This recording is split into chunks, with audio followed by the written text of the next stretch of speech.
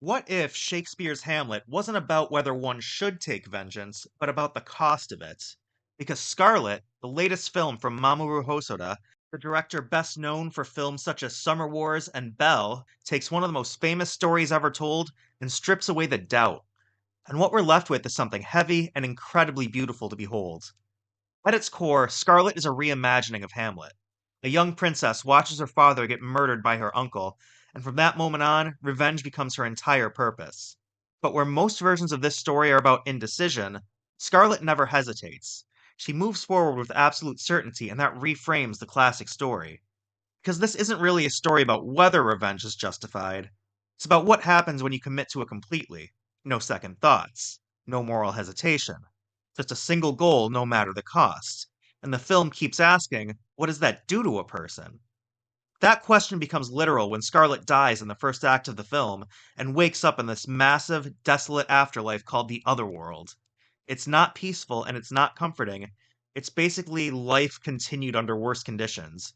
People fight, they suffer, they struggle to survive. And if you die again in the Otherworld, that's it, you're gone. This is where the movie really finds its emotional core. Because Scarlet meets Hijiri, a paramedic from the modern world, and he's her complete opposite.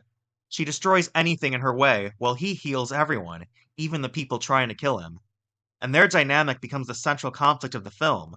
Not hero versus villain, but vengeance versus compassion. The movie leans hard into that tension. Scarlet keeps pushing forward, fighting, killing, chasing revenge. Hijiri keeps stopping to help people, trying to break that cycle. And what the film is really asking is revenge ever enough? Or does it just keep the cycle going? Visually, this might be Hosoda's most ambitious film. You've got traditional hand drawn animation for the real world, and then gorgeously detailed digital animation for the afterlife.